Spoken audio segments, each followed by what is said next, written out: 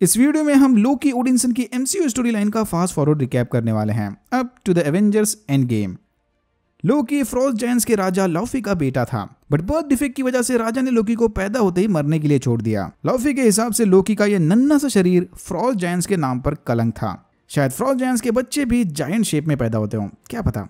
फिर ओडिन ने इस बच्चे पर रहम खाकर उसे अपने फैमिली का हिस्सा बना लिया, बट उसने लोकी को कभी भी पता नहीं चलने दिया कि लोकी एक असगार्डियन नहीं बल्कि योटुनहाइम से लाया फ्रॉस्ट जायंट है। बचपन से ही लोकी को अपने भाई थॉर से बहुत जलन थी। उसे ऐसा लगता था कि थॉर को हमेशा ओडिन से स्पेशल ट्रीटमेंट मिलती है, पर इनकी माँ फ्रीगा ने कभी अपने बच्चों के बीच कोई भेदभाव नहीं किया। फ्रीगा ने ही लोकी को मैजिक ट्रिक सिखाकर उसे गॉड ऑफ मिस्चीफ बनाया था। बड़े होकर थॉर बना गॉड ऑफ थंडर और लोकी बना गॉड ऑफ मिस्चीफ। इतने सालों के बाद भी लोकी के अपने भाई से जलन जरा भी कम नहीं हुई। इस आग में और तेल डालने ओडिन ने थॉर को एसगार्ड का नया राजा घोषित कर दिया। फिर लोकी ने प्लान बनाकर फ्रॉस्ट जायंट से एसगार्ड पर हमला करवाया और अपने ट्रिक से थॉर को पट्टी पढ़ाकर उसे फ्रॉस्ट जायंट के प्लैनेट योटुनहाइम पर हमला करने के लिए मजबूर किया। इसी मिशन के दौरान लोकी को उसके असली ओरिजिन के हिंट्स मिले कि इसके ऊपर फ्रॉस्ट जायंट्स के पावर काम नहीं कर रहे। क्यों? क्योंकि वो खुद भी इन्हीं की रेस से बिलोंग करता है। थॉर की इस हरकत के बाद ओडिन ने उसके पावर्स छीनकर उसे सबक सिखाने अर्थ पर भेज दिया कि जब तक थॉर राजा बनने के लायक नहीं बन जाता वो एसगार्ड वापस नहीं आ सकता। लोकी ने ओडिन पर जबरदस्त प्रेशर डालकर उसे अपने ओरिजिन के बारे में पूछा। जवाब देने के बजाय ओडिन सीधा ओडिन स्लीप स्टेट में पहुंच गए। ओडिन अपने पावर्स को रिचार्ज करने इस तरह के हाइबरनेशन मोड में जाया करते थे। इसकी ये नींद कितने दिन तक चलेगी उसके बारे में किसी को कोई आइडिया नहीं। फिर फ्रीगा ने लोकी को एसगार्ड का नया राजा बना दिया, बट लोकी की यह खुशी ज्यादा देर तक नहीं टिकी। थॉर ने अर्थ पर अपना एग्जाइल पीरियड खत्म कर दिया और वर्दी बनकर एसगार्ड वापस आ गया। फिर थॉर और लोकी के बीच चली लड़ाई के दौरान एसगार्ड का बाइफ्रॉस्ट ब्रिज टूट गया, बट समय रहते ओडिन ने जागकर लोकी को वर्म होल में गिरने से बचा लिया। यहां लटकते हुए लोकी को रियलाइज हुआ कि वो चाहे कुछ भी कर ले अपने पापा को कभी खुश नहीं कर सकता, और वो डिसअपॉइंटेड हालत में हाथ छोड़कर वर्म होल के अंदर गिर गया। एसगार्ड से टेलीपोर्ट होकर लोकी सीधा जाकर थैनोस के सर्वेंट से मिला, द अदर। फिर इसने लोकी को सेप्टर और चितावरी आर्मी देकर अर्थ पर कब्जा करने के लिए भेज दिया। लोकी ने अर्थ पर जाकर सेप्टर की मदद से टेसरैक्ट हासिल किया और न्यूयॉर्क सिटी के आसमान में वर्म होल खोलकर चितावरी आर्मी को अर्थ पर ले आया। बट इससे पहले कि लोकी अपने प्लान में कामयाब हो सके, एवेंजर्स ने फर्स्ट टाइम असेंबल होकर उसे रोक लिया। लड़ाई खत्म होते ही थॉर लोकी और टेसरैक्ट लेकर एसगार्ड चला गया।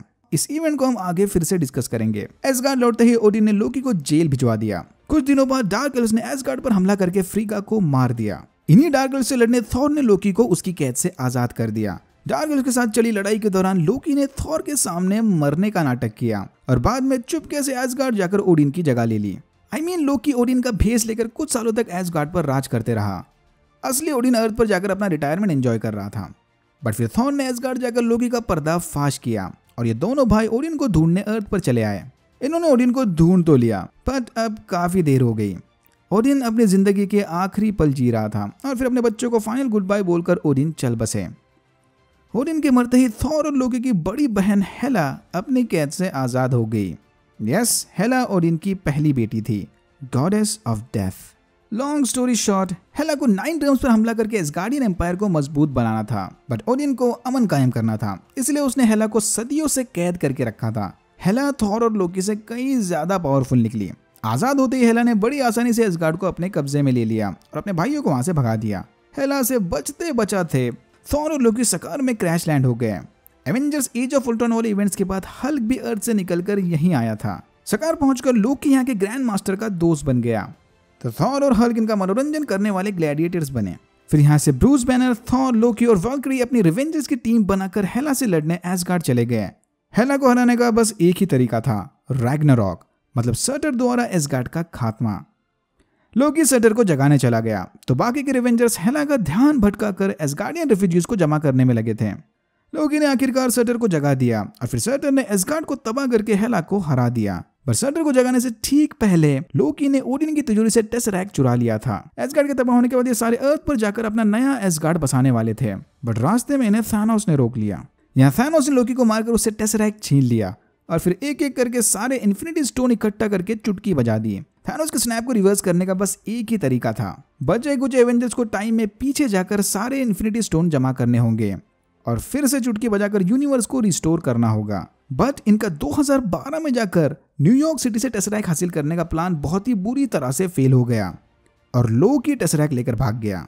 यहाँ लोकी ने इन्फिनिटी स्टोन को टाइम स्ट्रीम से निकालकर अल्टरनेट टाइमलाइन बना दी।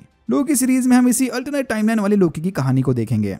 अब देखना यह है कि क्या लोकी टाइम वेरिएंस अथॉरिटी के साथ मिलकर टाइम स्ट्रीम में के डिस्टर्बेंसेस को ठीक कर पाएगा। Alright, that's it for now. अगर आपको वीडियो अच्छा लगा तो please like, share and subscribe for more videos like this.